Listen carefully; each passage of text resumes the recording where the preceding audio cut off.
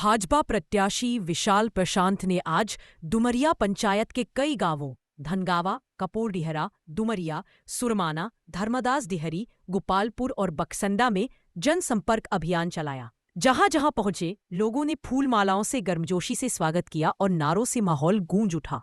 अपने संबोधन में विधायक विशाल प्रशांत ने कहा, हमारा संकल्प है तरारी का संपूर्ण विकास। अल्प समय के कार्यकाल में हमने हर गली में विकास की किरण पहुंचाने का प्रयास किया है। सड़क, शिक्षा, स्वास्थ्य, हर क्षेत्र में बदलाव लाने की कोशिश की है। उन्होंने कहा, जनता का आशीर्वाद फिर मिला तो अधूरे काम पूरे होंगे और तरारी विकास का मॉडल बनेगा। विधायक ने यह भी कहा कि जब सुनील पांडे जी क्षेत्र के प्रतिनिधि थे तब तरारी ने विकास देखा था, पर पिछले 9 सालों में कई योजनाएं थम गई। अब धीरे धीरे फिर से तरारी पटरी पर लौट रहा है। अंत में उन्होंने अपील की, आपका एक एक वोट क्षेत्र के विकास, राष्ट्र सेवा और बिहार के सर्वांगीण प्रगति को समर्पित होगा।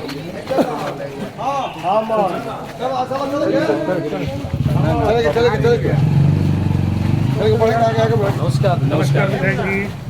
हेलो। एनडीए गठबंधन जिंदाबाद जिंदाबाद जिंदाबाद। सुनील पांडे जिंदाबाद जिंदाबाद जिंदाबाद। नरेंद्र मोदी जिंदाबाद जिंदाबाद।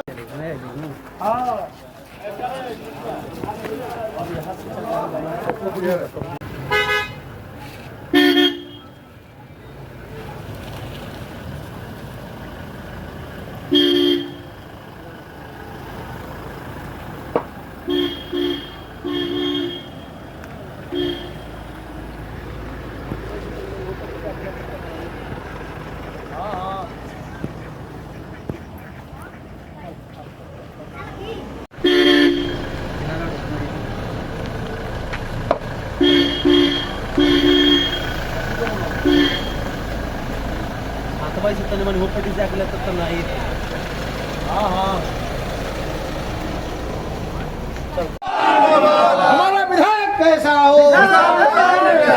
एनडीए गठबंधन जिंदाबाद जिंदाबाद जिंदाबाद। सुनील पांडे जिंदाबाद जिंदाबाद जिंदाबाद। नरेंद्र मोदी जिंदाबाद जिंदाबाद जिंदाबाद। नीतीश कुमार जिंदाबाद जिंदाबाद जिंदाबाद। एनडीए गठबंधन जिंदाबाद जिंदाबाद जिंदाबाद। अब यहाँ से क्या करा जाना है? वहीं के बाद कपड़ा जहाँ होगा वहीं पर जिंदाबाद जिंदाबाद।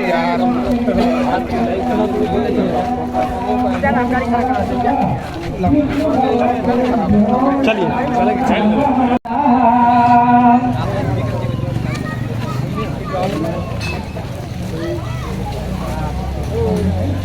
शर्कराखंड खादाय दधीक्षीरहितानि च आहारं भक्षभोजं च। शर्कराखंड खादाय दधीक्षीरहितानि च आहारं भक्षभोजं च नैवेद्यं प्रतिगृह्यताम्। मिठाई का शर्कराखंड खादाय दधीक्षीरहितानि च आहारं भक्षभोजं च नैवेद्यं प्रतिगृह्यताम्। शर्कराखंड खादाय दधीक्षीरहितानि च आहारं भक्षभोजं च नैवेद्यं। लगातार क्षेत्र में जनसंपर्क कर रहे हैं, क्या कहेंगे क्षेत्र के जनसंपर्क को लेकर? जी सब प्रणाम। देखिए, क्षेत्र में जो भी कार्य हमारे द्वारा कराया गया है उसको लेके जो जनता में उत्सुकता है, उस उत्सुकता के हिसाब से हमें विरोधी कहीं नजर ही नहीं आ रहे हैं। मैं तो खोजने आया हूं कि कहीं कोई ऐसा है जो मुझे वोट नहीं दे, ऐसा कोई है जिसका हमने कोई गलत किया हो, ऐसा कोई है जिसका कोई कार्य हमने नहीं किया हो। अभी तक ऐसे लोग मिले नहीं और सब लोग इस बार जाति पाति से उठ के, पार्टी से उठ के, किसी भी पार्टी के हो, वो अपने पार्टी के कैडर लोग भी अपने पार्टी को छोड़ के इस बार विकास की राह को चूज कर रहे हैं, उनको ढूंढ रहे हैं। और मुझे लगता है कि 14 नवंबर को जब चिल्ड्रंस डे आता है उस दिन विकास का जन्म एक बार फिर से होगा। एक बात बताइए, लगातार क्षेत्र में जा रहे हैं, लोगों से मिल रहे हैं, क्या लगता है कि जो 2 प्रतिद्वंदी है जनसुराज या जो इंडिया गठबंधन के, कहाँ है इस बार मैदान में?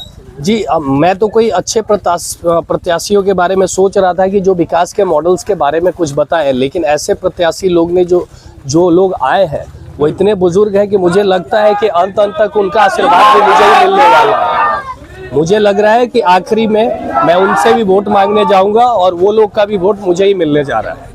जो 9 साल बनाम 9 महीने का जो चैलेंज था वो तो आपने पूरा कर दिया। क्या लगता है इस बार जनता जो है आपको 5 साल का पूरा कार्यकाल देने जा रहा है क्या?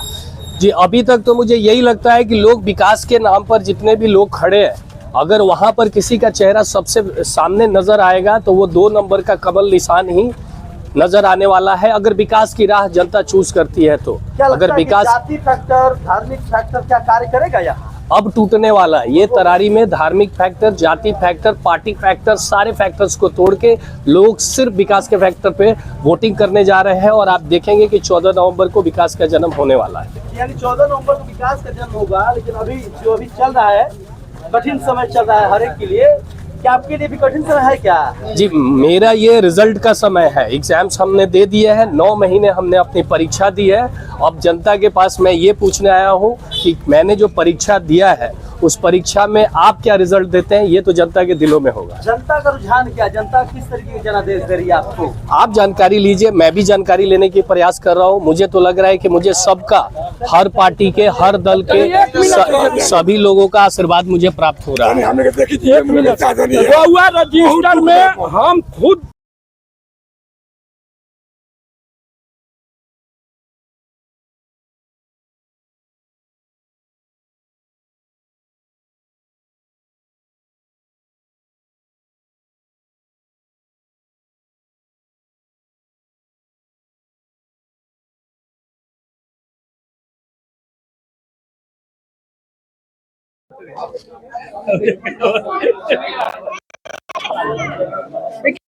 लगाएंगे आप।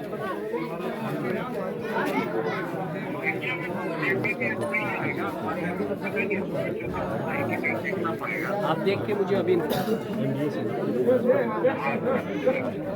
डुमरिया पंचायत तरारी डुमरिया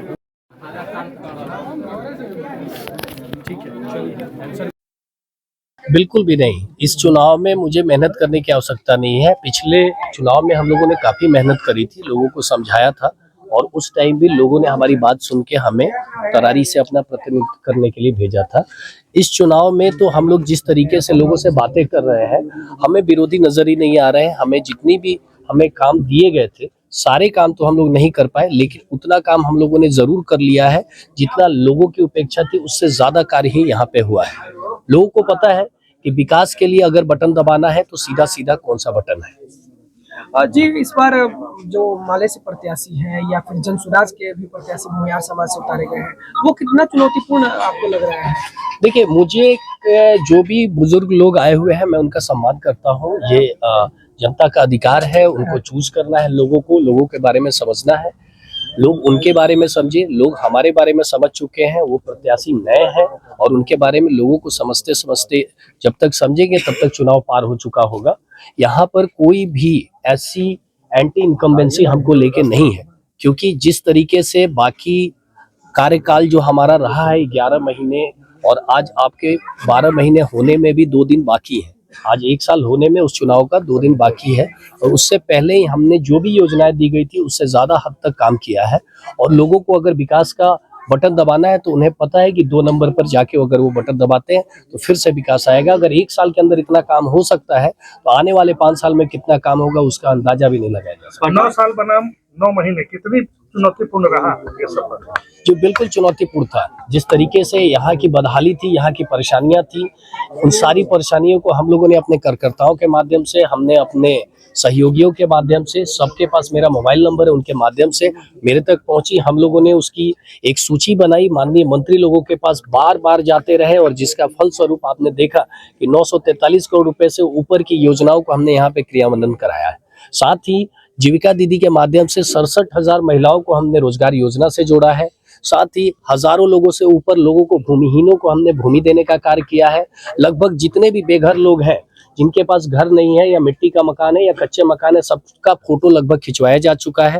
तो हम लोग एक प्रगति की तरफ बढ़ चुके हैं और ये जो कार्यकाल था वो काफी चुनौतीपूर्ण था, लेकिन अब मुझे लगता है कि उसका उसी चीज का जो हमने हमने अपना वर्क किया, हमने अपना काम किया। अब आते हैं जनता के बीच में, तो लोगों को पता है कि हमें सिर्फ विकास को चूज करना है। जाति, धर्म, पार्टी, इन सब से ऊपर उठकर इस बार तरारी की जनता सिर्फ विकास को खोजने जा रही है।